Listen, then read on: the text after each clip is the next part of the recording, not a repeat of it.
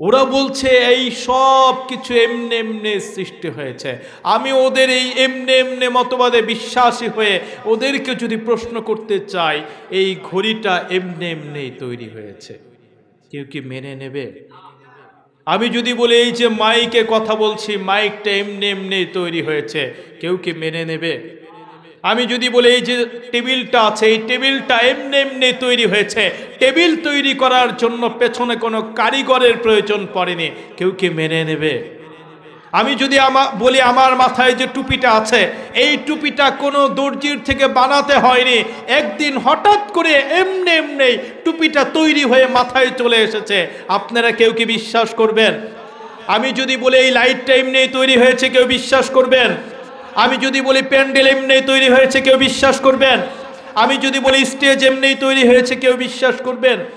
তাহলে একটু চিন্তা করে দেখেন, এই ছোট্ট ঘড়ি এটা এমনি এমনি হয়েছে যদি বিশ্বাস না করেন, এই ছোট্ট লাইট এমনি হয়েছে এটা যদি বিশ্বাস করা না যায়, এই ছোট্ট টেবিল এমনি হয়েছে এটা যদি বিশ্বাসের মতো কথা না হয়, এই ছোট্ট মাইক এমনি তৈরি হয়েছে এটা যদি বিশ্বাসের মতো কথা না হয়, তাহলে এই ছোট্ট ছোট্ট জিনিস এমনি তৈরি হতে না পারলে এত বড় আসমান, এত বড় জমিন, এত বড় গ্রহতা, এই সমস্ত কিছু কোশ্চেন কালেও এমনি এমনি তৈরি হতে পারে না, ঠিক কিনা? আমরা যদি বলি যে ঠিক আছে ধর্ম যার যার, উৎসব সবার, তাহলে ক্ষেত যার, ক্ষেতের মালিক যেই হোক না কেন, ক্ষেত যার যার, ফসলের মালিকানা সবার, কেউ কি সেই কথা মেনে নেবে?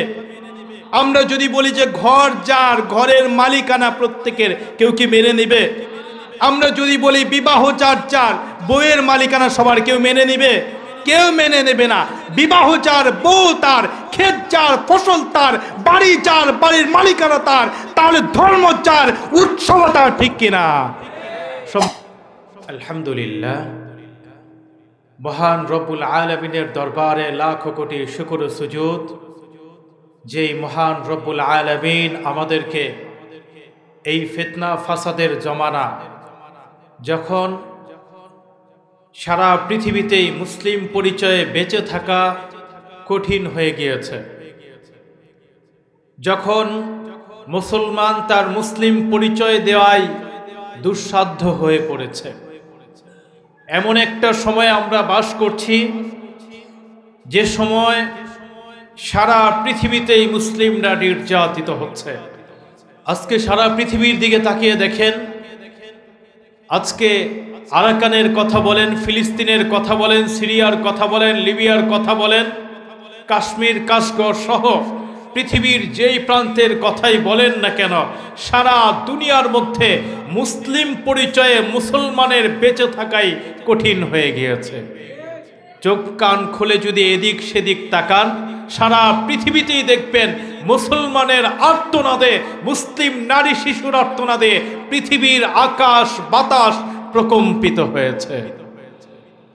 শুধু সারা পৃথিবীতেই নয়, আজকে আমাদের বাংলাদেশের দিকেই তাকান, মুসলিম পরিচয়ে বেঁচে থাকা এতটাই কঠিন হয়েছে যে এই মুসলমান দেশের সবচাইতে ইনসাফপূর্ণ নিরাপদ জায়গা, বিচার চাওয়ার জায়গা, সেই বিচারালয়ে পর্যন্ত মুসলমানের জীবন অনিরাপদ হয়ে পড়েছে।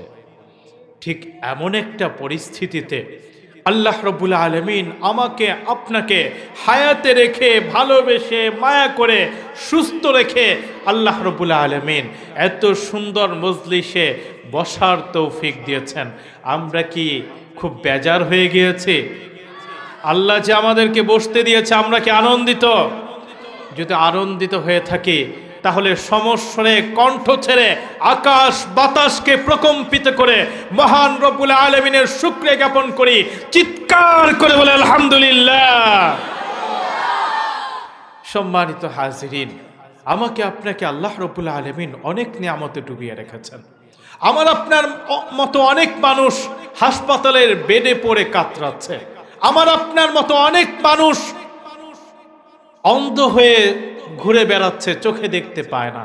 আমার আপনার মতো অনেক মানুষ তাদের চলার শক্তি নেই, আমার আপনার মতো অনেক মানুষ তাদের ধরার শক্তি নেই, দুটা হাত নেই। আমার আপনার মতো অনেক মানুষ তাদের দুটা চোখ নেই। আমার আপনার মতো অনেক মানুষ তাদের শ্রবণ শক্তি নেই। আমার আপনার মতো অনেক মানুষ রয়ে গেছে যাদের চিন্তা করবার মতো মস্তিষ্ক নেই, চিন্তা শক্তি নেই, পাগল বানিয়ে রেখেছেন। কিন্তু আল্লাহ রাব্বুল আলামিন আমাকে আপনাকে নিয়ামতের সাগরে ডুবিয়ে রেখেছেন। মানুষজন লাইফ সাপোর্টে চায়, দেখবেন মানুষ যে লাইফ সাপোর্টে চায়, একদিনের লাইফ সাপোর্টের কথা চিন্তা করে দেখবেন। এই যে চাচ্চু আছে হাসপাতাল পরিচালনা করে, জিজ্ঞাসা করে দেখবেন একদিনের লাইফ সাপোর্টের বিল আসে 50,000 থেকে 1 লক্ষ টাকা। চলাফেরা করতে পারে না, শুধুমাত্র অক্সিজেন দিয়ে কৃত্রিম উপায়ে বাঁচিয়ে রাখার প্রচেষ্টা করা হয়। সেই মানুষের একদিনের বিল চলে আসে 1 লক্ষ টাকা। আমাকে আপনাকে আল্লাহ রাব্বুল আলামিন 60, 70, 80, 90 বছর হায়াত দিয়েছেন। একদিনের বিল আসে 1 লক্ষ টাকা।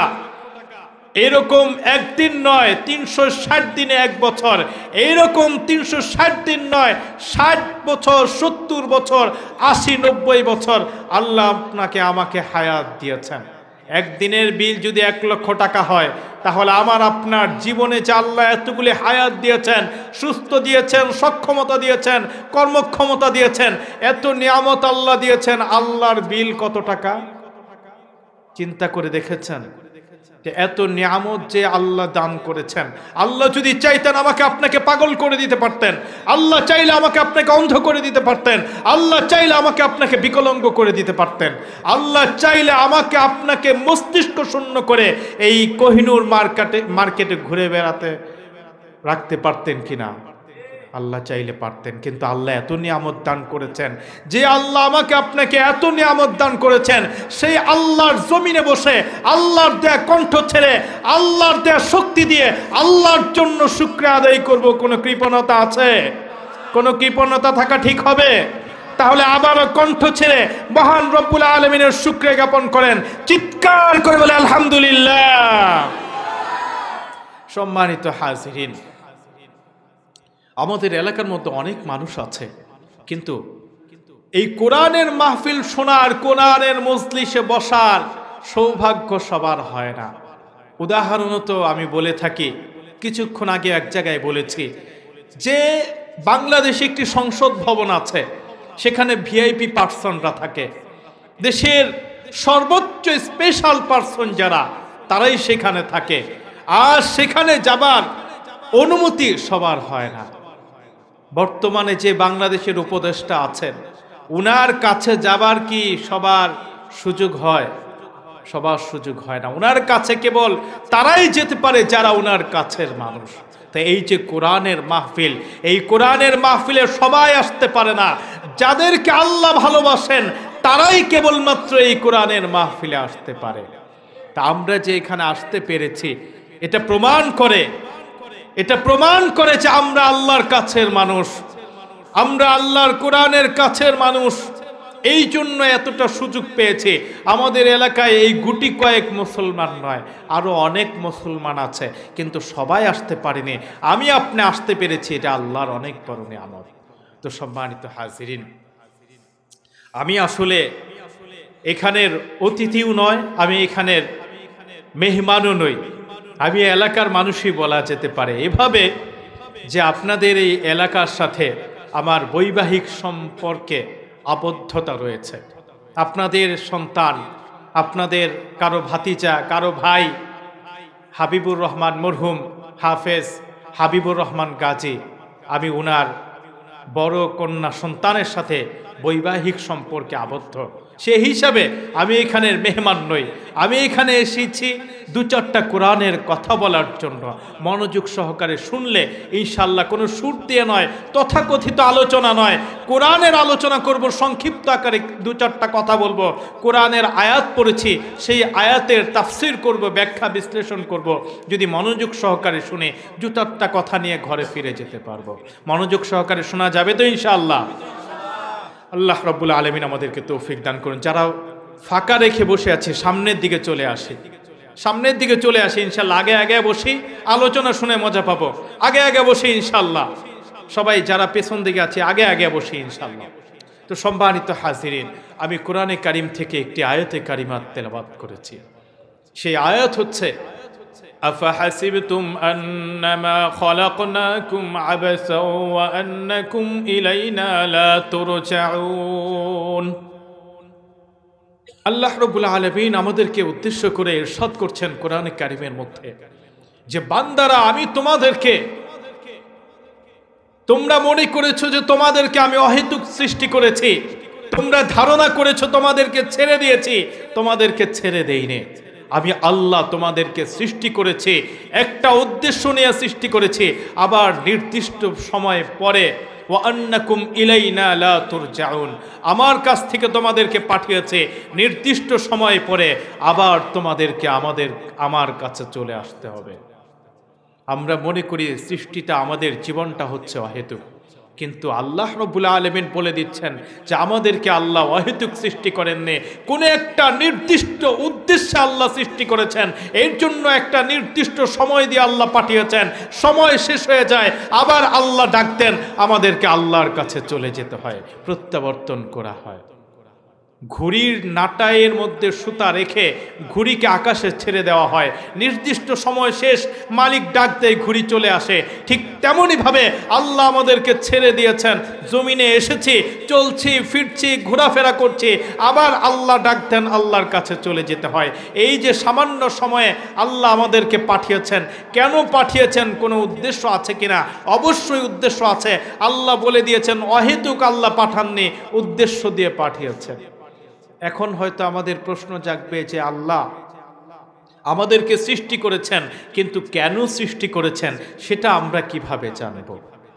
তা আমরা সহজেই জানি যে প্রত্যেকটা আল্লাহর সাথে কথা বলার, আল্লাহর প্রশ্নের, আল্লাহর সাথে কথোপকথন করবার একটা মাধ্যম হচ্ছে কোরআনে কারীম।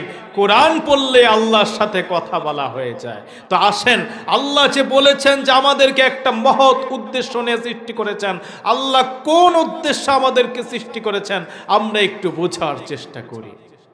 আমরা যদি আল্লাহর কাছে জানতে চাই যে আল্লাহ, দুনিয়ার কোনো কিছু এমনি হয় না। আমি আপনি বাজারে যাই, একটা উদ্দেশ্য থাকে, বাজার থেকে কেনাকাটা করব, সদাই কিনব। আমাদের বাচ্চারা লেখাপড়া করছে, উদ্দেশ্য আছে, বাচ্চারা তারা শিক্ষিত হবে, সুশিক্ষায় গড়ে উঠবে। এরকম দুনিয়ার প্রত্যেকটা কাজের পেছনে কোনো না কোনো একটা উদ্দেশ্য থাকে। আল্লাহ রাব্বুল আলামিন আমাকে আপনাকে সৃষ্টি করেছেন, আল্লাহর তো অনেক বড় সৃষ্টি আছে, চন্দ্র আছে, সূর্য আছে, গ্রহতারা আছে। এত সৃষ্টি থাকার পরেও আল্লাহ রাব্বুল আলামিন আমাকে আপনাকে সৃষ্টি করেছেন। কেন সৃষ্টি করেছেন? অবশ্যই উদ্দেশ্য আছে। কোনো উদ্দেশ্য ছাড়া আল্লাহ রাব্বুল আলামিন সৃষ্টি করতে পারে না। মানুষই কোনো উদ্দেশ্য ছাড়া কাজ করে না, শুধু পাগল উদ্দেশ্য ছাড়া, লক্ষ্য ছাড়া কাজ করে। ভালো মানুষ, মস্তিষ্ক সম্পন্ন মানুষ, সুস্থ মানুষ কখনো অহেতুক কাজ করতে পারে না। আর আল্লাহ রাব্বুল আলামিন স্রষ্টা, এত বড় সৃষ্টি থাকতে ফেরেশতারা আছে, আসমান আছে, জমিন আছে, গ্রহতারা আছে, চন্দ্র সূর্য আছে, নদী নালা, পাহাড় পর্বত, কত কিছু আছে। এত কিছু থাকার পরেও আল্লাহ আমাকে আপনাকে সৃষ্টি করেছেন, অবশ্যই কোনো কারণ আছে। আল্লাহর কাছে যদি জানতে চাই, আল্লাহ তুমি আমাদেরকে সৃষ্টি করেছো, কেন সৃষ্টি করেছো, আমরা একটু জানতে চাই। আল্লাহ রাব্বুল আলামিন কোরআনে কারীমে জানিয়ে দেন। আল্লাহ রাব্বুল আলামিন মানুষ সৃষ্টির উদ্দেশ্য সম্পর্কে দুই ধরনের উত্তর প্রদান করেন। এক নম্বরে আল্লাহ রাব্বুল আলামিন জানিয়ে দেন, وَمَا خَلَقْتُ الْجِنَّ وَالْإِنسَ إِلَّا لِيَعْبُدُونَ। আল্লাহ রাব্বুল আলামিন জানিয়ে দেন যে মানুষ এবং জিনকে আল্লাহ রাব্বুল আলামিন শুধুমাত্র তার ইবাদতের জন্য সৃষ্টি করেছেন। আল্লাহ মানুষকে কেন সৃষ্টি করেছেন? এক নাম্বার উত্তর আমরা পেলাম, আল্লাহ মানুষকে সৃষ্টি করেছেন তার ইবাদত করবার জন্য। এবার যদি আমরা আল্লাহর কাছে যদি জানতে চাই যে আল্লাহ, বুঝতে পারলাম তোমার ইবাদতের জন্য সৃষ্টি করেছ, ওগো মালিক, আর কোনো কারণে আমাদেরকে সৃষ্টি করেছ কিনা আমাদেরকে একটু জানিয়ে দাও। আল্লাহ রাব্বুল আলামিন কোরআনের মধ্যে মানুষ সৃষ্টির অন্য আরো একটি কারণ সম্পর্কে জানিয়ে দেন। وَإِذْ قَالَ رَبُّكَ لِلْمَلَائِكَةِ إِنِّي جَاعِلٌ فِي الْأَرْضِ خَلِيفَةً। আল্লাহ রাব্বুল আলামিন জানিয়ে দেন যে মানুষকে আল্লাহ রাব্বুল আলামিন সৃষ্টি করেছেন তার খেলাফত করবার জন্য, প্রতিনিধিত্ব করবার জন্য। তাহলে আমরা বুঝতে পারলাম কোরআনে কারিম থেকে আল্লাহ রাব্বুল আলামিন মানুষ কেন সৃষ্টি করেছেন। এর উত্তর হচ্ছে দুটা। এক নাম্বার উত্তর হচ্ছে মানুষকে আল্লাহ সৃষ্টি করেছেন তার ইবাদত করবার জন্য। দুই নাম্বার উত্তর হচ্ছে মানুষকে আল্লাহ সৃষ্টি করেছেন আল্লাহর খিলাফত করবার জন্য। এখন আমরা সহজ সরল সাধারণ মানুষ, আমরা এত পেঁয়াজ গোছের কথা বুঝি না। আমরা যদি সহজভাবে বুঝতে চাই আল্লাহ ইবাদত কি, আল্লাহ বলেছেন ইবাদত করবার জন্য সৃষ্টি করেছেন, ইবাদতটা আসলে কি? আল্লাহ বলেছেন খিলাফতের জন্য সৃষ্টি করেছেন, খিলাফতটা আসলে কি? আমরা যদি সহজভাবে বুঝতে চাই তাহলে দুই কথায় আমরা বুঝতে পারবো। আমাদের ভাষায় সহজ দুটা কথায় আমরা বুঝতে পারবো মানুষ সৃষ্টির লক্ষ্য উদ্দেশ্য সম্পর্কে আল্লাহ যে উত্তর দিয়েছেন। দুটা কারণে মানুষ সৃষ্টি করেছেন। এক নাম্বার হচ্ছে ইবাদত করবার জন্য, দুই নাম্বার খিলাফত করবার জন্য।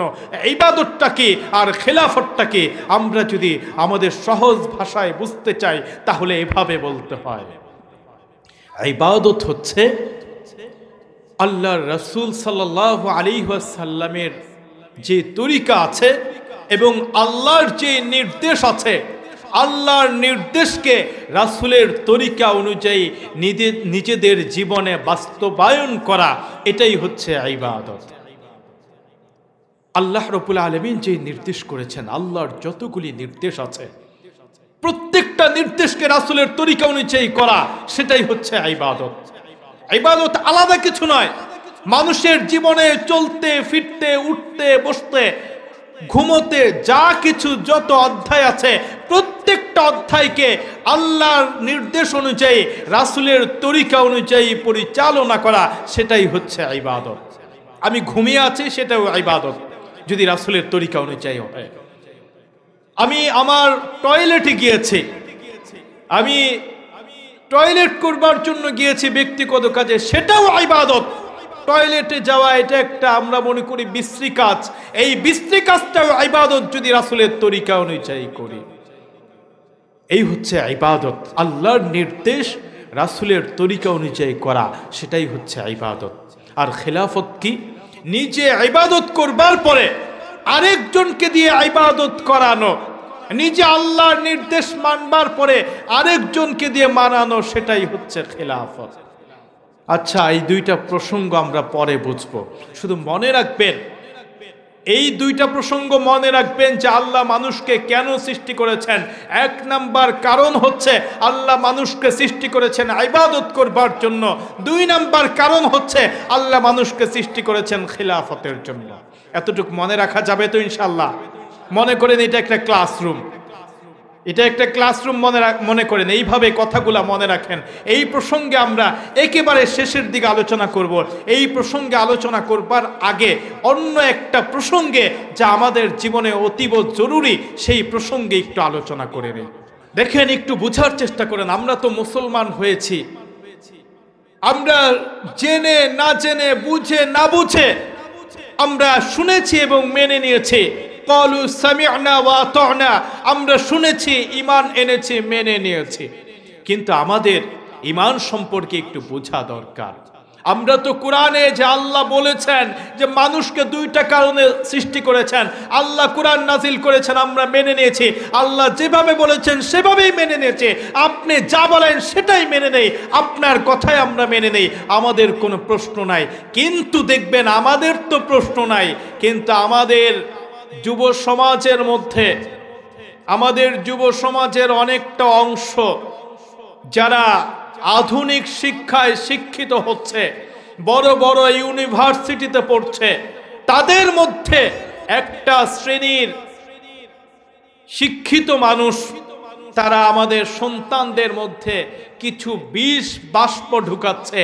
এই বিষ বাষ্পের কারণে আমি যেমন কোরআন মানি, আমি যেমন আল্লাহকে মানি, আমি যেমন রাসূলকে মানি, কিন্তু আমার সন্তানাদি আল্লাহ রাসূলকে মানতে চায় না। আমরা তো বলি যে কোরআনকে মেনে নিয়েছে, কিন্তু আমাদের প্রজন্মের মধ্যে এমন একটা প্রজন্ম তৈরি হয়েছে, তারা বলে যে যা দেখি না, যা ছুঁতে পারি না, তা কখনো বিশ্বাস করি না। এমন একটা প্রজন্ম আমাদের মধ্যে সৃষ্টি হয়েছে।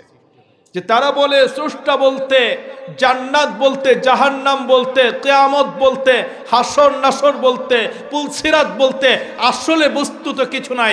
এইগুলি হচ্ছে মানুষের মন গড়া একটি মতবাদ, মানুষের মস্তিষ্ক প্রসূত একটি মন গড়া ধারণা। আসলে স্রষ্টা বলতে কিছু নাই। বলেন না নাউজুবিল্লাহ।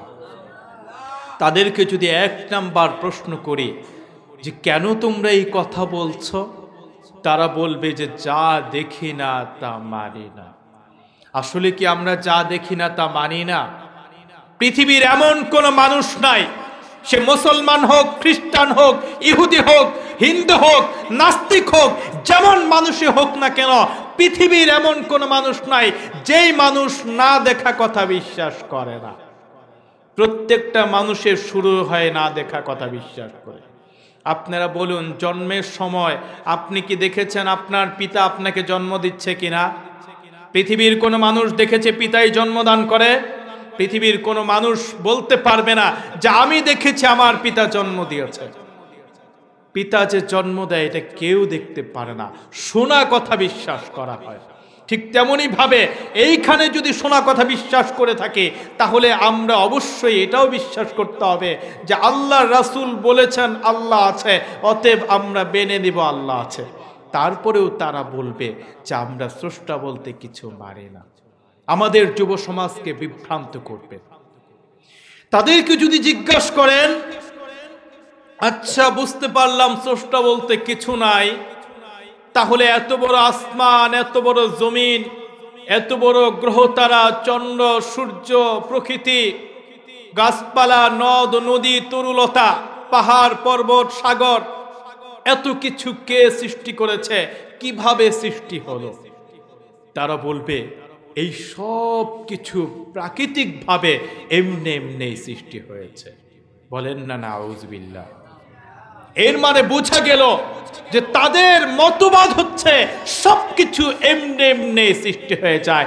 এর মানে এমনি এমনি মতবাদে তারা বিশ্বাসী। তারা বলে যে সব এমনি তৈরি হয়েছে।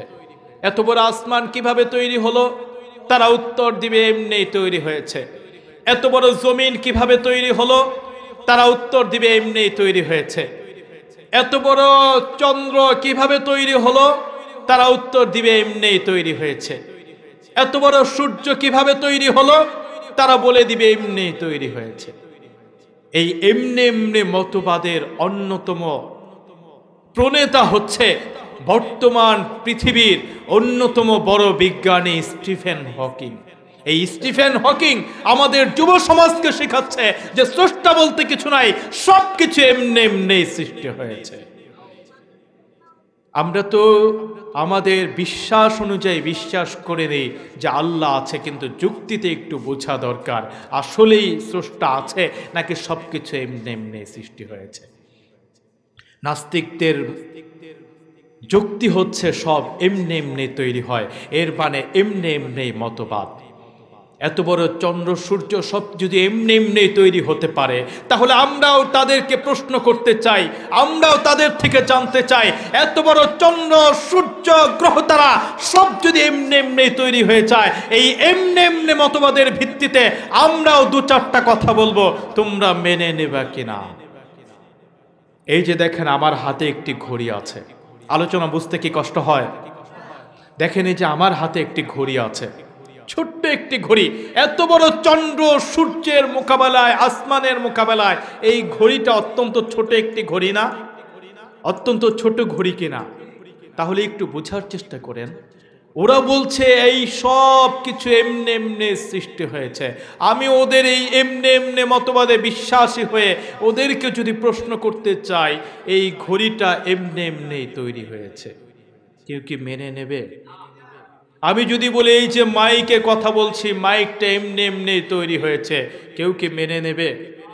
আমি যদি বলি এই যে টেবিলটা আছে, এই টেবিলটা এমনি এমনি তৈরি হয়েছে, টেবিল তৈরি করার জন্য পেছনে কোনো কারিগরের প্রয়োজন পড়েনি, কেউ কি মেনে নেবে?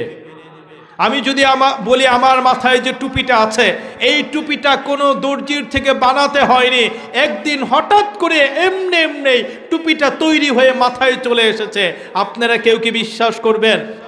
আমি যদি বলি এই লাইটটা এমনি তৈরি হয়েছে, কেউ বিশ্বাস করবেন? আমি যদি বলি প্যান্ডেল এমনি তৈরি হয়েছে, কেউ বিশ্বাস করবেন? আমি যদি বলি স্টেজ এমনি তৈরি হয়েছে, কেউ বিশ্বাস করবেন? তাহলে একটু চিন্তা করে দেখেন, এই ছোট্ট ঘড়ি এটা এমনি এমনি হয়েছে যদি বিশ্বাস না করেন, এই ছোট্ট লাইট এমনি হয়েছে এটা যদি বিশ্বাস করা না যায়, এই ছোট্ট টেবিল এমনি হয়েছে এটা যদি বিশ্বাসের মতো কথা না হয়, এই ছোট্ট মাইক এমনি তৈরি হয়েছে এটা যদি বিশ্বাসের মতো কথা না হয়, তাহলে এই ছোট্ট ছোট্ট জিনিস এমনি তৈরি হতে না পারলে এত বড় আসমান, এত বড় জমিন, এত বড় গ্রহতারা, এই সমস্ত কিছু কোশ্চিন কালেও এমনি এমনি তৈরি হতে পারে না, ঠিক কিনা? সম্মানিত হাজিরিন, এই ঘড়ি তৈরি হওয়ার জন্য পেছনে একজন কারিগরের প্রয়োজন আছে কিনা? অবশ্যই একজন কারিগরের প্রয়োজন আছে। আমরা যদি জোর দিয়ে বলি যে এই ঘড়িটা এমনিই তৈরি হয়েছে, আপনারা কি বলবেন? যে হুজুর পাগল হয়ে গেছে, তাই না? আমি যদি জোর দিয়ে বলি মাইকটা কেউই তৈরি করেনি, মাইকটা এমনি এমনিই তৈরি হয়েছে, আপনারা কি বলবেন? হুজুর পাগল হয়ে গেছে, বলবেন না? আমি যদি বলি এই যে লিফলেট, এটা কেউ কখনো তৈরি করেনি, আপনা আপনি তৈরি হয়ে লিফলেটটা এখানে চলে এসেছে, আপনারা কি বলবেন? পাগল হয়ে গেছে। এই লিফলেট কি এমনি এমনি তৈরি হতে পারে? এমনি এমনি হতে পারে না। তাহলে চিন্তা করেন, এই ছোট্ট ঘড়ি এমনি তৈরি হয়েছে বললে যদি আমি পাগল হয়ে যাই, এই ছোট্ট মাইক এমনি তৈরি হয়েছে বললে যদি আমি পাগল হয়ে যাই, এই ছোট্ট লাইট এমনি তৈরি হয়েছে বললে যদি আমি পাগল হয়ে যাই, তাহলে এত বড় আসমান, এত বড় জমিন, এত বড় গ্রহতারা, এত বড় চন্দ্র, এত বড় সূর্য, এই সমস্ত কিছু এমনি এমনি তৈরি হয়েছে, এই কথা যদি কেউ বলে সে পাগল নয়, পাগলের চাইতেও নিকৃষ্ট, ঠিক কিনা? সম্মানিত হাজিরিন, এই ঘড়ি তৈরি করবার জন্য যদি একজন কারিগরের প্রয়োজন পড়ে থাকে, এই টেবিল তৈরির জন্য যদি কারিগরের প্রয়োজন পড়ে থাকে, এই লাইট তৈরি করার জন্য যদি কারিগরের প্রয়োজন পড়ে থাকে, এই ছোট্ট ছোট্ট জিনিস এগুলো তৈরি হওয়ার জন্য যদি পেছনে কারিগরের প্রয়োজন পড়ে থাকে, তাহলে এত বড় আসমান, এত বড় জমিন, এত বড় চন্দ্র, এত বড় সূর্য, এই সমস্ত কিছু তৈরি হওয়ার জন্য পেছনে একজন কারিগরের প্রয়োজন, ঠিক কিনা? আমরা বুঝতে পারলাম যে অবশ্যই একজন স্রষ্টা রয়েছে। স্রষ্টা ছাড়া কিছু এমনি হতে পারে না। টেবিল যেহেতু এমনি হতে না পারে, ঘড়ি যদি এমনি হতে না পারে, এই ছোট্ট লাইট যদি এমনি হতে না পারে, তাহলে এত বড় সৃষ্টি জগৎ এটাও এমনি হতে পারে না। অবশ্যই এত বড় সৃষ্টি জগৎ সৃষ্টি করার জন্য কারিগর রয়েছে পেছনে। এতটুকু তো আমরা বুঝতে পেরেছি, এতটুকু তো বুঝতে পেরেছি ইনশাল্লাহ। এখন কথা হচ্ছে যে এত বড় এই সমস্ত কিছু সৃষ্টি করার জন্য কারিগর আছে বটে, কিন্তু কারিগর একজন নাকি একাধিক জন, এই প্রশ্ন আছে কিনা? কারিগর কি একজন না একাধিক জন, এই প্রশ্ন আছে কিনা? কেউ বলতে পারবেন কারিগর একজন না একাধিক জন? কেউ দেখেছেন কারিগর কয়জন? কেউ দেখেছেন? কেউ বলতে পারবেন? কেউ বলতে পারবেন না। খ্রিস্টানরা আছে, তারা বলছে যে স্রষ্টা আছে, কিন্তু স্রষ্টা একজন নয়, তিনজন স্রষ্টা। আমাদের বাংলাদেশে অন্য ধর্মের যে মানুষরা আছে, মুশরিকরা আছে, তারা বলে স্রষ্টা একজন না, স্রষ্টা রয়েছে 360টা, 12 মাসে 13 পূজা। আবার ইহুদিরা বলে যে উজাইরও একজন খোদা। এরকম ভাবে খোদা কি আল্লাহকে একজন নাকি একাধিক জন, এই প্রশ্ন আছে কিনা? আছে। কিন্তু এটার উত্তর কি? আসলে কি স্রষ্টা আছে বুঝেছি, নাস্তিকরা বলে স্রষ্টা নাই। আমরা এতক্ষণের আলোচনায় সংক্ষিপ্ত আকারে এতটুক তো বুঝেছি যে স্রষ্টা আছে, নাস্তিকদের কথা ভ্রান্ত, এতটুক তো বুঝেছি ইনশাল্লাহ। হচ্ছে স্রষ্টা তো আছেন, কিন্তু স্রষ্টা একজন না হয়ে একাধিক জন তো হতে পারে, হতে পারে না? কোনো প্রমাণ আছে একজন না হয়ে একাধিক জন কিনা? কেউ বলতে পারবো? আসেন একটু বুঝার চেষ্টা করি, স্রষ্টা আসলে একজন নাকি একাধিক জন, এই প্রশ্নের উত্তরটা আমরা একটু খুঁজে নেই। একটু ভালো করে বুঝেন, আপনাদের এই গ্রামের মধ্যে ওয়ার্ড আছে না? ইউনিয়নের অধীনে ওয়ার্ড থাকে না? ওয়ার্ডের মেম্বার থাকে। আপনাদের এই ওয়ার্ডের মধ্যে মেম্বার কি একজন না দুইজন? আপনাদের ওয়ার্ডে মেম্বার কয়জন? একটু আওয়াজ দিয়ে বলেন, আপনাদের ওয়ার্ডে মেম্বার কয়জন? আপনাদের ইউনিয়নের চেয়ারম্যান কয়জন? আপনাদের এই সংসদীয় আসনে এমপি কয়জন?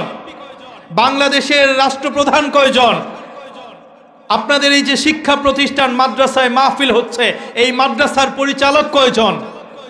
আমাদের এলাকার মধ্যে স্কুল কলেজ আছে, স্কুল কলেজে কয়জন প্রিন্সিপাল থাকে? আচ্ছা, আমি যদি বলি যে অমুক স্কুলের মধ্যে একত্রে 2 জন প্রিন্সিপালকে দিব, কি অবস্থা হবে? 2 প্রিন্সিপালের ক্ষমতার দ্বন্দ্বে স্কুলের ব্যবস্থাপনা ভেঙে চূর্ণ বিচূর্ণ হয়ে যাবে, ঠিক কিনা? যদি একটা ওয়ার্ডের মধ্যে একত্রে 2 জন মেম্বার থাকে, 2 মেম্বারের দ্বন্দ্বে ওয়ার্ডের ব্যবস্থাপনা ভেঙে চূর্ণ বিচূর্ণ হয়ে যাবে, ঠিক কিনা? ঠিক তেমনি ভাবে ইউনিয়নের মধ্যে যদি একত্রে 2 জন চেয়ারম্যান থাকে, 2 চেয়ারম্যানের ক্ষমতার দ্বন্দ্বে ইউনিয়নের ব্যবস্থাপনা ভেঙে চূর্ণ বিচূর্ণ হয়ে যাবে। রাষ্ট্রের মধ্যে যদি একত্রে 2 জন প্রেসিডেন্ট থাকে, 2 প্রেসিডেন্টের দ্বন্দ্বে রাষ্ট্রের ব্যবস্থা ভেঙে চূর্ণ বিচূর্ণ হয়ে যাবে, ঠিক কিনা? এই কথাই আল্লাহ রাব্বুল আলামিন বলে দিয়েছেন, লাউ কানা আলিহাতান ইল্লাল্লাহু লাফাসাদাতা, যে আসমান জমিনের মধ্যে এক আল্লাহ ছাড়া যদি দ্বিতীয় আর কোন স্রষ্টা থাকতো, 2 স্রষ্টার দ্বন্দ্বে বিশ্ব ব্যবস্থা ভেঙে চূর্ণ বিচূর্ণ হয়ে যেত। কিন্তু দুনিয়ার স্বাভাবিকভাবে একটু চিন্তা করে দেখেন, একটা ওয়ার্ডের মধ্যে একত্রে 2 জন মেম্বার হতে পারে না, একটা ইউনিয়নের মধ্যে একত্রে 2 জন চেয়ারম্যান হতে পারে না, একটা রাষ্ট্রের মধ্যে একত্রে 2 জন রাষ্ট্রপ্রধান হতে পারে না, এই ছোট্ট শিক্ষা প্রতিষ্ঠানে একত্রে 2 জন প্রিন্সিপাল হতে পারে না। তাহলে বোঝার চেষ্টা করেন, এই ছোট্ট শিক্ষা প্রতিষ্ঠানে একত্রে যদি প্রিন্সিপাল 2 জন হতে না পারে, এই ছোট্ট ওয়ার্ডের মধ্যে একত্রে যদি 2 জন মেম্বার হতে না পারে, ছোট্ট ইউনিয়নের মধ্যে একত্রে যদি 2 জন চেয়ারম্যান হতে না পারে, ছোট্ট রাষ্ট্রের মধ্যে একত্রে যদি 2 জন প্রেসিডেন্ট হতে না পারে, তাহলে এত বড় আসমান জমিনের মধ্যে এক আল্লাহ ছাড়া দ্বিতীয় আর কোন স্রষ্টা হতে পারে না, ঠিক কিনা?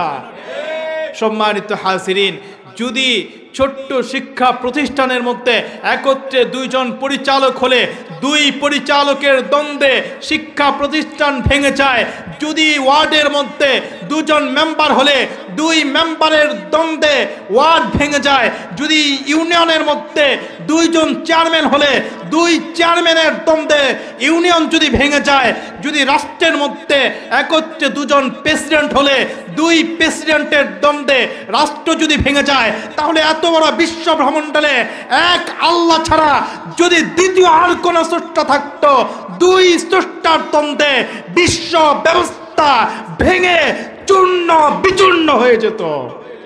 কিন্তু আমরা তো দেখছি অগণিত কাল হতে বিশ্ব ব্যবস্থা তার সুশৃঙ্খল ভাবে পরিচালিত হচ্ছে, বিশ্বকে কখনো ভাঙতে দেখিনি। বিশ্ব যেহেতু ভাঙেনি, এটাই প্রমাণ করছে এই বিশ্ব ব্রহ্মাণ্ডে এক আল্লাহ ছাড়া দ্বিতীয় আর কোন স্রষ্টা হতে পারে না, ঠিক কিনা? সম্মানিত হাজিরিন, তাহলে এই পর্যন্ত আমরা বুঝতে পারলাম যে স্রষ্টা নাই এই মতবাদ হচ্ছে একটি ভ্রান্ত, পাগলের চাইতেও নিকৃষ্ট প্রজাতির একটি মতবাদ। স্রষ্টা অবশ্যই আছেন এবং স্রষ্টা একজন, তিনি হচ্ছেন আল্লাহ। এই পর্যন্ত তো আমরা বুঝেছি ইনশাআল্লাহ। এই পর্যন্ত বুঝতে তো আমাদের আর কোনো সমস্যা নাই। এরপরে আসেন, বুঝলাম যে আল্লাহ একজন আছেন, স্রষ্টা আছেন, এতটুকু বুঝলাম। কিন্তু এখন কথা হচ্ছে যে ইসলামই যে মানতে হবে এমন কোনো কথা আছে কিনা? ইসলাম ছাড়া অন্য ধর্ম তো মানা যায়, অন্য ধর্ম বাদ দিয়ে ইসলাম কেন আমরা মানব, এমন একটি প্রশ্ন আছে কিনা? আসেন একটু বোঝার চেষ্টা করি, সহজে একটু বুঝে নেই যে ইসলামই আমাদেরকে কেন মেনে নিতে হবে। আমাদের আগের যুগে, দাদার যুগে, দাদার বাবার যুগে গরুর গাড়ি চলতো, তাই না? গরুর গাড়ির প্রচলন ছিল। আগের যুগে গরুর গাড়ি চলতো না? গরুর গাড়ি ছিল, গরুর গাড়ির প্রচলন ছিল। আগের যুগে পালকিতে মানুষ চলাফেরা করত, মহিষের গাড়ি ছিল। কিন্তু এই একবিংশ শতাব্দীতে এখন হচ্ছে আধুনিক যুগ।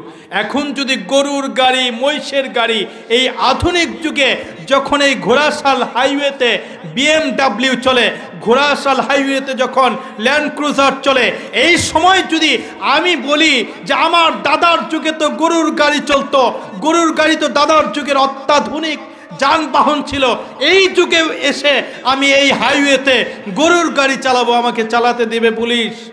পুলিশ চালাতে দেবে? চালাতে দেবে না। হাইওয়েতে, এই হাইওয়েতে যখন BMW চলে, ল্যান্ড ক্রুজার চলে, অত্যাধুনিক গাড়ি চলে, অত্যাধুনিক যানবাহন চলে, ঠিক তখন আমি আগের যুগে সেই অত্যাধুনিক যানবাহন গরুর গাড়ি চাইলেও আমি চালাতে পারবো না। আর যদি চালাতে চাই মানুষ পাগল বলবে না? তাহলে একটু চিন্তা করে দেখুন, এই আধুনিক যুগে এসে যদি গরুর গাড়ি, আগের যুগের জন্য ঠিক থাকা গরুর গাড়ি আধুনিক যুগে যদি চলতে না পারে, তাহলে আধুনিক যুগে আল্লাহর পক্ষ থেকে মনোনীত ধর্ম ইসলাম, আল্লাহ বলে দিয়েছেন ইন্নাদ-দীনা ইনদাল্লাহিল ইসলাম, আল্লাহ বলে দিয়েছেন ওমাই ইয়াবতাগি গায়রাল ইসলামি দীনান ফালাই ইউকবাল মিন, আল্লাহর পক্ষ থেকে আধুনিক যুগের জন্য মনোনীত ধর্ম ইসলাম। এই আধুনিক যুগে গরুর গাড়ি যেমন চলতে পারে না, আধুনিক যুগে মহিষের গাড়ি যেমন চলতে পারে না, আধুনিক যুগে ঘোড়ার গাড়ি যেমন চলতে পারে না, ঠিক তেমনই ভাবে আধুনিক যুগে ইসলাম ছাড়া অন্য কোন ধর্ম কোন ক্রমেই চলতে পারে না, ঠিক না? সম্মানিত হাজিরিন, এই জন্য ইসলামই আমাদেরকে জীবনে ধারণ করতে হবে, কারণ এই যুগের জন্য আল্লাহ রাব্বুল আলামিন একমাত্র মনোনীত ধর্ম ইসলামকে করে দিয়েছেন। আল্লাহ কোরআনে কারিমে বলে দিয়েছেন আল্লাহর পক্ষ থেকে একমাত্র মনোনীত, একমাত্র গ্রহণযোগ্য, একমাত্র নির্বাচিত ধর্ম হচ্ছে ইসলাম। অতএব এই আধুনিক যুগে গরুর গাড়িও যেমন চালানো যাবে না, আধুনিক যুগে মহিষের গাড়িও যেমন চালানো যাবে না, ঠিক তেমনই ভাবে আধুনিক যুগে এসে ইসলাম ছাড়া অন্য কোনো ধর্ম মেনেও কখনো মুক্তির ঠিকানা খুঁজে নেওয়া যাবে না। আমরা যদি মুক্তির ঠিকানা খুঁজতে চাই, আমরা যদি মুক্তি পেতে চাই, তাহলে অবশ্যই আমাদেরকে কোরআনের কাছে আসতে হবে, ইসলামের কাছে আসতে হবে, অত্যাধুনিক ধর্ম ইসলামের ছায়াতলে আসতে হবে, তবেই কেবলমাত্র আমরা মুক্তি পেতে পারি। এবার আসেন, আমরা এতটুকু বুঝেছি, আলোচনা বুঝতে কষ্ট হচ্ছে না তো ইনশাল্লাহ? এতটুকু আমরা বুঝেছি যে স্রষ্টা আছেন, এরপরে আমরা বুঝেছি যে স্রষ্টা একাধিক জন নয়, একজন। এরপরে আমরা বুঝেছি যে আধুনিক যুগে এসে ইসলাম ছাড়া অন্য ধর্ম মানা যাবে না। কিন্তু তারপরে একটা কথা হচ্ছে যে হুজুর ঠিক আছে, ইসলামই আমরা মানব, কিন্তু অন্য অন্য ধর্মকেও আমরা একটু শুভেচ্ছা জানিয়ে চলব, ধর্ম নিরপেক্ষতা অবলম্বন করব, এমন অনেকে বলতে পারেন। তাহলে একটু চিন্তা করে দেখেন, একটু ভালোভাবে চিন্তা করে দেখেন যে এই যে আমরা অনেকে বলে থাকি যে ইসলামও মানব কিন্তু অন্য ধর্মের উৎসবের মধ্যে শুভেচ্ছা জানাবো, তাহলে একটি উদাহরণ দিয়ে আমরা বোঝার চেষ্টা করি। একটু চিন্তা করে দেখুন, ধরুন বাংলাদেশে অনেকগুলি রাজনৈতিক দল আছে, অনেকগুলি বাংলাদেশে রাজনৈতিক দল আছে। একজন মানুষকে ধরেন সে বিএনপি করে, কিন্তু সেই লোকটা যদি আওয়ামী লীগের মিছিলেও সবার সামনে থাকে, সেই লোকটা যদি বিএনপির মিছিলেও সবার সামনে থাকে, সেই লোকটা যদি জাতীয় পার্টির মিছিলেও সবার সামনে থাকে, যত রাজনৈতিক দল আছে প্রত্যেকটা দলের মিছিলেই যদি একটা লোক সব সময় সামনে থাকে, গুলির সামনে, পুলিশের বুলেটের সামনে বুক টান করে দাঁড়িয়ে যায়, কিন্তু প্রত্যেকটা মিছিলে যায়, আওয়ামী লীগের মিছিল হোক, বিএনপির মিছিল হোক, জাতীয় পার্টির মিছিল হোক, আরও যত দল আছে প্রত্যেক দলের মিছিলেই সামনে থাকে, আর সে বলে যে আমি সবাইকে সমানভাবে মানি, সবাইকে শুভেচ্ছা জানাই, স্বাগত জানাই। আপনারা বলুন, এই ধরনের মানুষ, এই ধরনের রাজনৈতিক ব্যক্তিত্ব, তাদেরকে কি কিয়ামত পর্যন্ত যদি রাজনৈতিক দল করে যায়, কখনো তাদেরকে দলের পক্ষ থেকে মনোনয়ন দিবে? কখনো মনোনয়ন দিবে না, বরং তাদেরকে মুনাফেক হিসেবে সাব্যস্ত করবে। তাহলে একটু চিন্তা করে দেখুন, যদি স্বাভাবিক দুনিয়ার রাজনৈতিক দলের যদি এই অবস্থা হয়, আর আমি আল্লাহর পক্ষ থেকে মনোনীত ধর্ম সেটাকে মেনে অন্য অন্য ধর্মেও যদি শুভেচ্ছা জানাই, এই জাত ঈমান আল্লাহর কাছে কোশ্চিনকালেও গ্রহণযোগ্য হতে পারে না। এবার আসুন একটু বোঝার চেষ্টা করি যে আমরা দেখা যায় বলে নেই যে ধর্ম যার যার, উৎসব সবার, এমন একটা বিভ্রান্তকর কথা আমরা বলি কিনা? আসলে কি কথাটা কতটুকু যৌক্তিক? আসেন আমরা একটু বোঝার চেষ্টা করি। এগুলো ইমানের প্রশ্ন, এগুলো বোঝা দরকার। এগুলো আমাদের বোঝা দরকার। এগুলা না বুঝলে আমাদের ঈমান চলে যেতে পারে। অনেক ধরনের কেচ্ছা কাহিনী, অনেক কিছুই তো আমরা শুনি, কিন্তু ঈমানকে পরিশুদ্ধ করার জন্য এই কথাগুলি আমাদের জানা দরকার। না জানলে আমার নিজের অজান্তে আমি হয়তো বেঈমান হয়ে যাব। দেখেন, আমরা বলি যে ধর্ম যার যার, উৎসব সবার, এই জাতীয় কথা বলি। এই কথা বলার দ্বারা তৎক্ষণাৎ আমাদের ঈমান চলে যায়। কিভাবে চলে যায় আসেন একটু যুক্তিতে বোঝার চেষ্টা করি। যেমন দেখেন, আমাদের প্রত্যেকেরই ক্ষেত খামার আছে, তাই না? প্রত্যেকেরই ক্ষেত খামার আছে। এখন আমরা যদি বলি যে আমার ক্ষেত, আমি ফসল লাগিয়েছি, কিন্তু ফসলের মালিকানা সবার, কেউ কি মেনে নেবে? কেউ কি মেনে নেবে?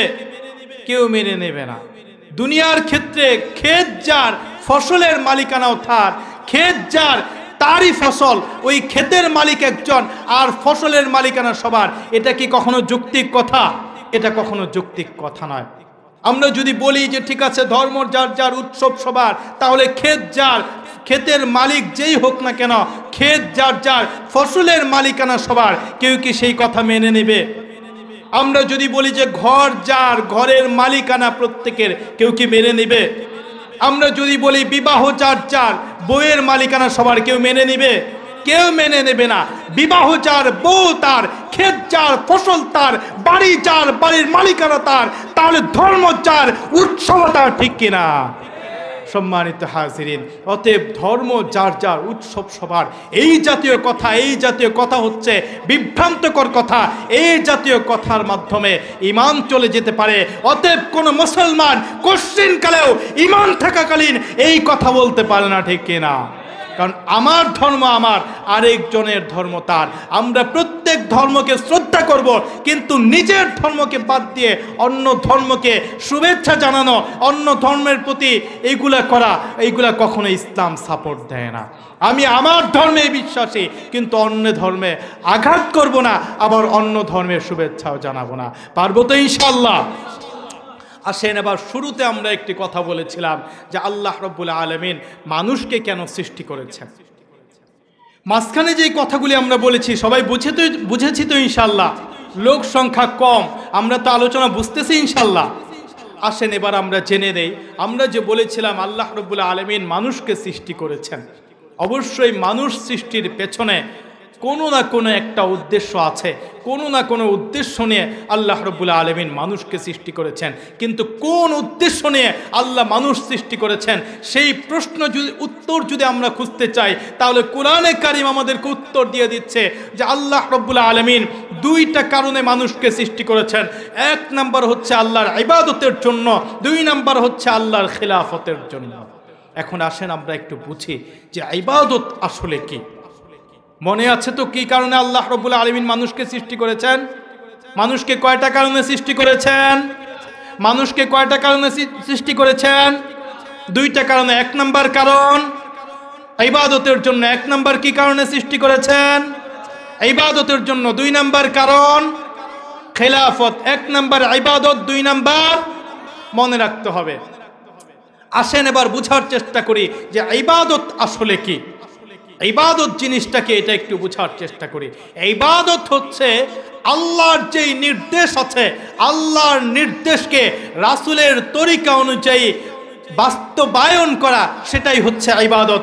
আল্লাহ নির্দেশ করেছেন নামাজ পড়া, নিজে পড়া ইবাদত। আল্লাহ নির্দেশ করেছেন রোজা রাখা, রোজা রাখা ইবাদত। আল্লাহ নির্দেশ করেছেন জাকাত দেয়া, জাকাত দেয়া ইবাদত। এরকম আল্লাহর প্রত্যেকটা নির্দেশ রাসূলের তরিকা অনুযায়ী করা, সেটাই হচ্ছে ইবাদত। আরেকটু ভালোভাবে যদি বোঝার চেষ্টা করি, আরেকটু ভালোভাবে যদি বোঝার চেষ্টা করি, নিজের জীবনের প্রত্যেকটা কাজকে রাসূলের তরিকা অনুযায়ী করা, সেটাই ইবাদত। আমি ঘুমাতে যাচ্ছি, রাসূলের সুন্নত তরিকা অনুযায়ী ডান কাতে শুয়ে ঘুমাতে যাচ্ছি, আমার ঘুমানোটা ইবাদত। আমি খেতে যাচ্ছি, রাসূলের তরিকা অনুযায়ী খাচ্ছি, এটা ইবাদত। আমি টয়লেটে যাচ্ছি, রাসূলের তরিকা অনুযায়ী যাচ্ছি, এটা ইবাদত। আমি বিবাহ শাদী করছি, রাসূলের তরিকা অনুযায়ী করছি, সেটাই ইবাদত। রাসূলের তরিকা অনুযায়ী নিজের প্রত্যেকটা কাজ করা সেটাই ইবাদত। সারা রাত ঘুমিয়ে আছে রাসূলের তরিকা অনুযায়ী, আমার সারা রাতের ঘুম আমার ইবাদত হয়ে যাচ্ছে। আমি আছি ঘুমিয়ে, কিন্তু সারা রাত আমার আমল নামায় নেকি লেখা হবে, কারণ আমি রাসূলের তরিকা অনুযায়ী করেছি, আমার ঘুমটা ইবাদত হয়ে গেছে। এই হচ্ছে ইবাদত। আর খিলাফত কি? নিজে ইবাদত করার পরে অন্যকে দিয়ে ইবাদত করানো, সেটাই হচ্ছে খিলাফত। আরেকটু ভালোভাবে বুঝলে, নিজে ইবাদত করার পরে যে ইবাদত করতে চায় না, আল্লাহর নির্দেশিত পথ অমান্য করে আল্লাহর নিষেধ করা নিষেধাজ্ঞার পথে সে চলে যায়, আল্লাহর নিষেধাজ্ঞার পথে চলে গেলে তাকে সেখান থেকে ফিরে আসতে বাধ্য করা, প্রয়োজনে পানিশমেন্ট দেওয়া, শাস্তি দেওয়া, শাস্তির মাধ্যমে হলেও তাকে আল্লাহর দেয়া সীমানা লঙ্ঘন করা থেকে ফিরে আনা, সেটাই হচ্ছে খেলাফত। এখন একটু বুঝেন, আল্লাহ রাব্বুল আলামিন সুদ খেতে নিষেধ করেছেন। আমাদের সমাজে তো সুদের প্রচলন নাই। আমার মসজিদের এলাকায় অনেক আছে সুদের প্রচলন। অনেক হাজি মানুষ নামাজ পড়তে পড়তে কপাল কালো হয়ে গেছে, কিন্তু সুদ খাওয়া ছাড়তে পারে নাই। অথচ সুদ সম্পর্কে আল্লাহ রাব্বুল আলামিন বলে দিয়েছেন, আহাল্লাল্লাহুল বাইআ ওয়া হাররামার রিবা। অথচ মুসলিম সমাজে আল্লাহ নিষেধ করে দিয়েছেন সুদ খেতে। মুসলিম সমাজে মনে হয় নামাজে পড়ে, আবার সুদ না খেলে যেন তার পেটের ভাত হজম হয় না, এত সুদ মজা লাগে। তা আমাদেরকে সুদ থেকে বেঁচে থাকতে হবে। তো বলছিলাম, আল্লাহ রাব্বুল আলামিন ইবাদতের জন্য সৃষ্টি করেছেন। তো ইবাদত হচ্ছে আল্লাহর নির্দেশ রাসূলের তরিকা অনুযায়ী মানা, আর খেলাফত হচ্ছে নিজে গর্হিত কাজ থেকে, আল্লাহর নিষেধ করা কাজ থেকে বেঁচে থাকা, আল্লাহর নির্দেশিত কাজ নিজে করার পরে অন্যকে দিয়ে করানো, সেটাই হচ্ছে খেলাফত। তো এবার দেখেন, আল্লাহ রাব্বুল আলামিন সুদ খেতে নিষেধ করেছেন। এখন সুদ খাওয়া থেকে নিজে বেঁচে থাকা, এটা হচ্ছে ইবাদত। আর আরেকজনকে সুদ খাওয়া থেকে বাঁচিয়ে রাখা, সেটাই হচ্ছে খেলাফত। নিজে ঘুষ খাওয়া থেকে বেঁচে থাকা ইবাদত, আরেকজনকে ঘুষ খাওয়া থেকে বাঁচিয়ে রাখা, সেটাই হচ্ছে খেলাফত। নিজে নামাজ পড়া ইবাদত, আরেকজনকে নামাজ পড়ানো খেলাফত। নিজে রোজা রাখা ইবাদত, আরেকজনকে রোজা রাখানো খেলাফত। নিজে যাকাত দেওয়া ইবাদত, আরেকজনকে দিয়ে যাকাত দেওয়ানো খেলাফত। নিজে আল্লাহ রাব্বুল আলামিন চুরি করতে নিষেধ করেছেন। আল্লাহ রাব্বুল আলামিন বলে দিয়েছেন, আস-সারিকু ওয়াস-সারিকাতু ফাকতাউ আইদিয়াহুমা। আল্লাহ চুরি করতে নিষেধ করেছেন। নিজে চুরি থেকে বেঁচে থাকা ইবাদত, আর আরেকজন চুরি করলে তাকে চুরি থেকে বিরত রাখা, সেটা ইবাদত, সেটা খেলাফত। আর যদি চুরি করেই ফেলে, চুরি করলে চোরের শাস্তি দিয়ে চুরি থেকে ফিরে আসতে বাধ্য করা, সেটাই হচ্ছে খেলাফত। নিজে খুন করা, আল্লাহর বিধানকে লঙ্ঘন করা। আল্লাহ নিষেধ করেছেন খুন করতে, মানুষ হত্যা করতে। মানুষ হত্যা থেকে নিজে বিরত থাকা, সেটা ইবাদত। সমাজের কেউ যদি মানুষ হত্যা করে, তাকে শাস্তি দিয়ে এই কাজ থেকে ফিরে আসতে বাধ্য করা, এটাই হচ্ছে খেলাফত। এখন আমরা বলবো যে হুজুর, এই ধরনের কথা তো কখনো শুনি নাই, এটা আবার কেমন কথা? আমরা তো জানি ইবাদত হচ্ছে নামাজ পড়া, রোজা রাখা, মসজিদে যাওয়া, এটাই ইবাদত। জিকির আজকার করা ইবাদত। কিন্তু চোরের শাস্তি দেওয়া, এটা যে খেলাফত, এটাও যে আল্লাহর পক্ষ থেকে মনোনীত বিধান, এটা তো কখনো দেখি নাই। এটা আবার কেমন কথা? আসেন কোরআন থেকে একটু দলিল খোঁজার চেষ্টা করি। আল্লাহ রাব্বুল আলামিন কোরআন কারীমের মধ্যে বলে দিয়েছেন, যদি কেউ চুরি করে, তার বিধান হচ্ছে তার হাত কেটে দেওয়া। আস-সারিকু ওয়াস-সারিকাতু ফাকতাউ আইদিয়াহুমা। কোনো ব্যক্তি চুরি করেছে, তার হাত কেটে দেওয়া। কোনো ব্যক্তি খুন করেছে, তাকে মৃত্যুদণ্ড দেওয়া। কোনো ব্যক্তি জেনা ব্যভিচার করেছে, যদি বিবাহিত মানুষ জেনা ব্যভিচার করে, তাকে প্রস্তরাঘাতের মাধ্যমে মৃত্যুদণ্ড দেয়া। আর অবিবাহিত মানুষ জেনা করলে তাকে 70টা বেত্রাঘাত, 100টা বেত্রাঘাত করা, আল্লাহর পক্ষ থেকে মনোনীত বিধান। এই হচ্ছে খেলাফত। নিজে জেনা করব না, এটা ইবাদত। আরেকজনকে জেনা থেকে বাঁচিয়ে রাখা, আল্লাহর ভয় দেখানো, সেটা খেলাফত। কেউ যদি জেনা করেই ফেলে, তাকে শাস্তির বিধান করা, সেটা হচ্ছে খেলাফত। নিজে আল্লাহর দেয়া বিধানকে মেনে চলবো ইবাদত, আরেকজনকে আল্লাহর দেয়া বিধান মানিয়ে চলবো, সেটা খেলাফত। আরেকজন যদি আল্লাহর দেয়া বিধানকে লঙ্ঘন করে তাকে ফিরে আসতে বাধ্য করা, প্রয়োজনে শাস্তির বিধান করা, সেটাই হচ্ছে খেলাফত। আসেন এখন একটু খেলাফতের প্রয়োজনীয়তা বোঝার চেষ্টা করি। খেলাফতের প্রয়োজনীয়তা কতটুকু? খেলাফতের 1 নম্বর প্রয়োজনীয়তা হচ্ছে, আল্লাহর আইনের 1 নম্বর প্রয়োজনীয়তা হচ্ছে যে আল্লাহ নির্দেশ করেছেন নামাজ যেমন ফরজ, আল্লাহ বলে দিয়েছেন আকিমুস সালাহ, নামাজের কথা আল্লাহ বলে দিয়েছেন, নামাজ ফরজ। ঠিক তেমনি ভাবে আল্লাহ বলে দিয়েছেন আকিমুদ্দিন। আল্লাহ যেমন নামাজকে ফরজ করে দিয়েছেন আল্লাহর নির্দেশের মাধ্যমে, নামাজ যেমন ফরজ, ঠিক তেমনি ভাবে আল্লাহর নির্দেশের মাধ্যমে মুসলমান খেলাফত করাও ফরজ। এখন বুঝলাম যে আল্লাহর বিধান অনুযায়ী খেলাফত করা, আল্লাহর আইন বাস্তবায়ন করা এটা ফরজ, কিন্তু আমাদের বাহ্যিক জীবনে খেলাফতের কতটুকু প্রয়োজনীয়তা, উপকারিতা, সুফল, সেগুলি আসেন একটু বোঝার চেষ্টা করি। আমাদের সমাজে দেখেন, আমরা আল্লাহর আইনকে লঙ্ঘন করে, আল্লাহর আইনকে না মেনে আমাদের সমাজ ব্যবস্থাকে পরিচালনা করছি। আল্লাহর আইন লঙ্ঘন করার কারণে আমাদের সমাজ ব্যবস্থার দিকে একটু তাকিয়ে দেখেন, আমাদের সমাজ ব্যবস্থা কোথায় গিয়েছে। আল্লাহ বলেছেন যে নিজে খুন করো না, খুন থেকে বেঁচে থাকো, ইবাদত করো, আরেকজন খুন করলে তাকে খুনের শাস্তির বিধান করো, কিন্তু আমরা তো আল্লাহর আইনকে লঙ্ঘন করেছি। এই জন্য দেখেন আমাদের সমাজ ব্যবস্থার মধ্যে কতটা পতন ধরেছে। আজকে দেখেন আল্লাহর আইনকে লঙ্ঘন করার কারণে পিতার দ্বারা সন্তান খুন হচ্ছে, সন্তানের দ্বারা পিতা খুন হচ্ছে, মায়ের হাতে সন্তান খুন হচ্ছে, সন্তানের হাতে মা খুন হচ্ছে। গণমাধ্যমে দেখেননি বগুড়ায় কি ঘটেছে? নিজের সন্তান মাকে খুন করেছে, ভাইয়ের দ্বারা ভাই খুন হচ্ছে, বোনের কাছে ভাই খুন হচ্ছে, ভাইয়ের কাছে বোন খুন হচ্ছে, স্বামীর হাতে স্ত্রী খুন হচ্ছে, স্ত্রীর হাতে স্বামী খুন হচ্ছে। এইভাবে মানুষ মানুষকে খুন করার পরে মানুষ হত্যার প্রবণতা, আল্লাহর বিধানকে অমান্য করার কারণে এমন পর্যায়ে পৌঁছেছে, সবাই সবাইকে খুন করার পরে যারা খুনি, এমনকি শেষ পর্যায়ে এসে নিজেকে পর্যন্ত মানুষ খুন করছে।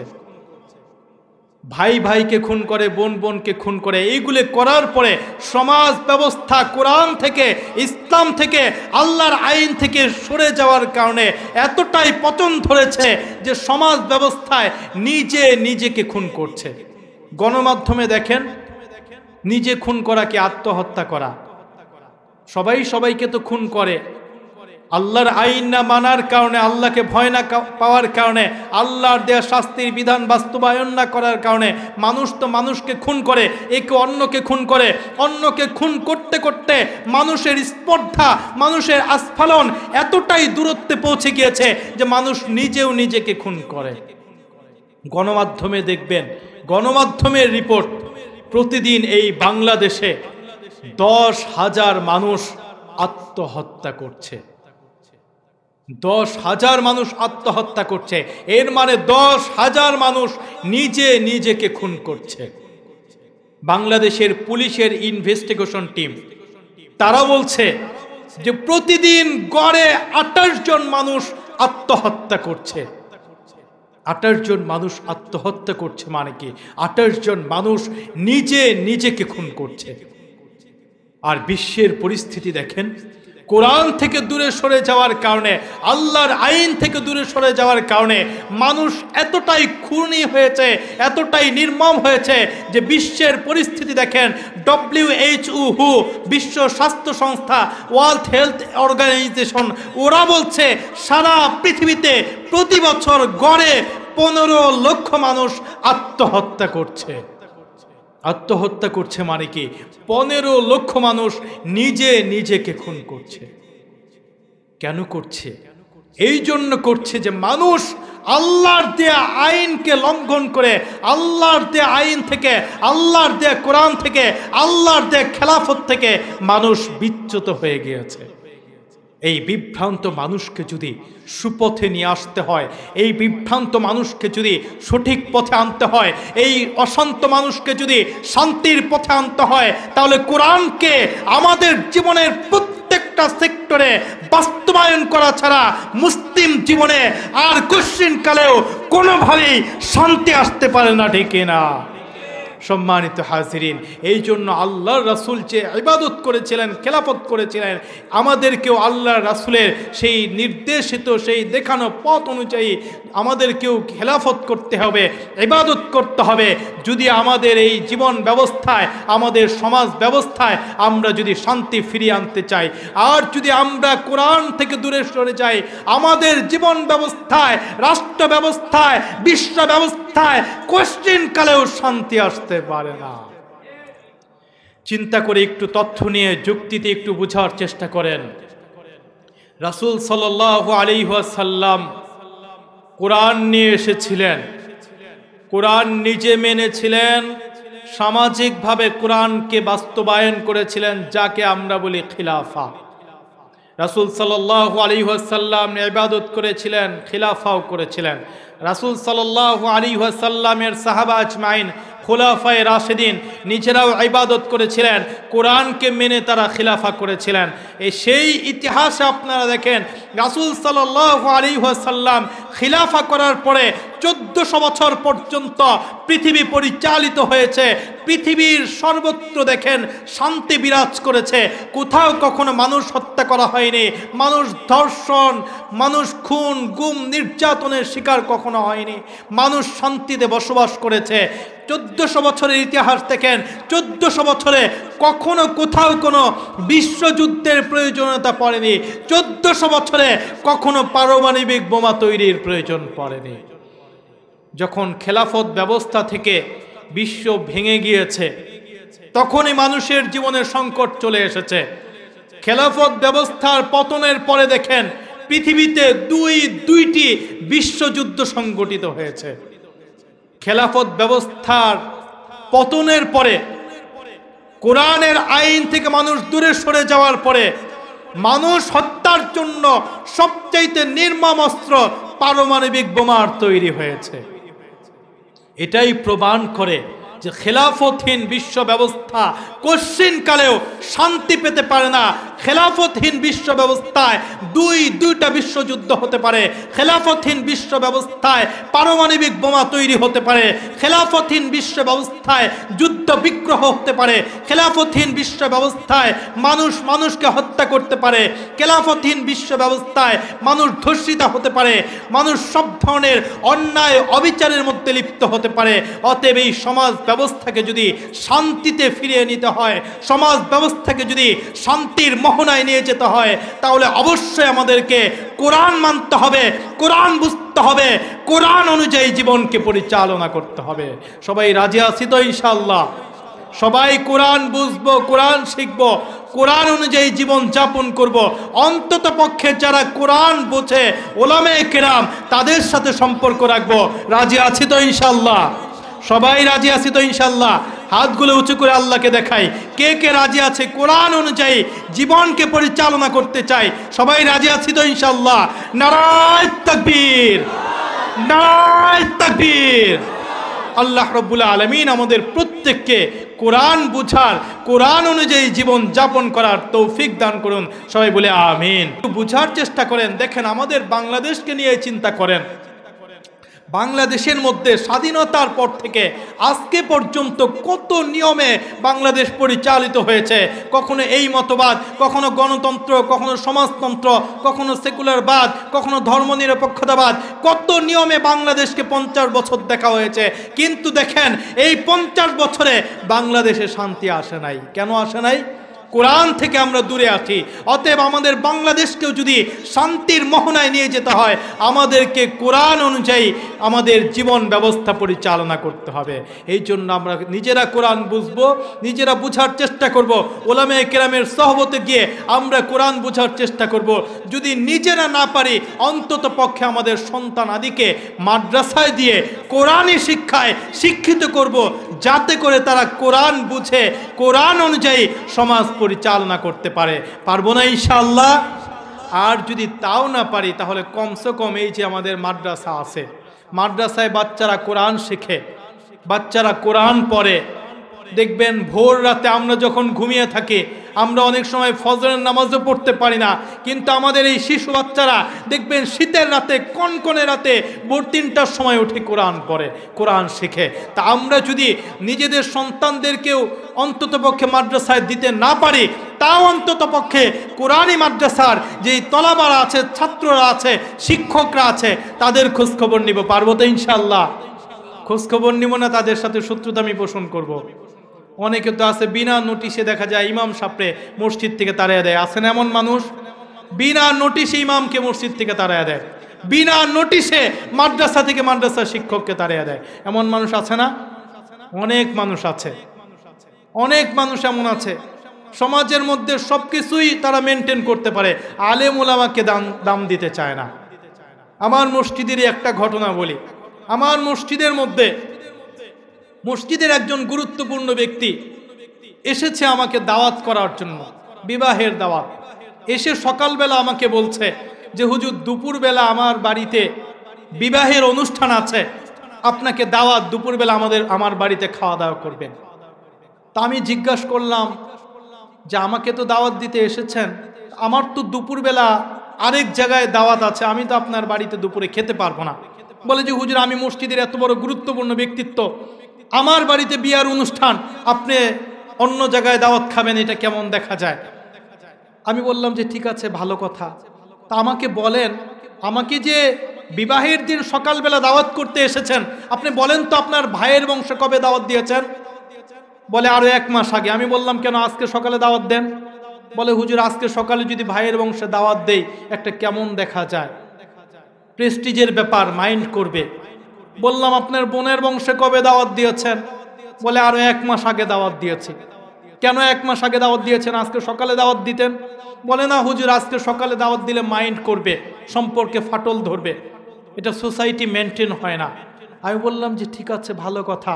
বোনের বংশে 1 মাসের কম সময় দাওয়াত দিতে পারেন না, আজকে সকালে বোনের বংশে দাওয়াত দিলে বোনের আত্মীয় স্বজন, বোনের শ্বশুর বাড়ির মানুষ মাইন্ড করবে। ভাইয়ের বংশের আত্মীয় স্বজনকে, ভাইয়ের গোষ্ঠীর লোকজনকে, ভাইয়ের সন্তানাদিকে আজকে সকালে দাওয়াত দিলে মাইন্ড করবে। তো ইমাম সাহেবকে কিভাবে আজকে সকালে দাওয়াত দিতে আসে? আমাদের সমাজে এমন মানুষ আছে কিনা? আত্মীয় স্বজনকে 1 মাস আগে দাওয়াত না দিলে মনে করে মাইন্ড করবে, কিন্তু ইমাম সাহেবরে মনে করে মাগনা, সকালবেলা দাওয়াত দিলে চলে আসবে। আলেম উলামার দাম দিতে চায় না। অতএব আমরা এই জাতীয় কাজ করব না। আমরা সমাজের মধ্যে সবচাইতে বেশি দাম দেব আলেম উলামাকে। আমাদের রাজনৈতিক পরিচয়, সামাজিক পরিচয়, ব্যক্তিগত পরিচয়, সাংস্কৃতিক পরিচয়, অর্থনৈতিক পরিচয়, এই সব কিছু ওলামায়ে কেরামের বাইরে। ওলামায়ে কেরামের সামনে যখন আসব, তখন আমরা মনে করে নিব যে ওলামায়ে কেরাম হচ্ছে নবীর ওয়ারিস। ওলামায়ে কেরামের সামনে আদবের সাথে বসবো, ওলামায়ে কেরামকে শ্রদ্ধা করব। পারবো না ইনশাআল্লাহ? আল্লাহ রাব্বুল আলামিন আমাদেরকে তৌফিক দান করুন। শেষ কথা বলে দিই, আমাদের সমাজে দেখবেন কিছু মানুষ দিনের মেহনত করতে চায়, দিনের দাওয়াতের মেহনত করতে চায়, কিন্তু ওলামায়ে কেরামকে অ্যাভয়েড করে, ওলামায়ে কেরামকে পাশ কাটিয়ে দিনের কাজ করতে চায়, দিনের দাওয়াত দিতে চায়। আপনারা আমাকে বলুন, মানুষ যখন জন্মগ্রহণ করে, জন্মের পরে প্রথম কাকে লাগে? কানে আজান দেওয়ার জন্য কাকে লাগে প্রথম? ওলামায়ে কেরামকে লাগে কানে আজান দেওয়ার জন্য। মানুষ যখন বিপদ আপদে পড়ে দোয়া করার জন্য কাকে লাগে? ওলামায়ে কেরামকে লাগে। মানুষ যখন মৃত্যুবরণ করে তারপরে জানাজার জন্য কাকে লাগে?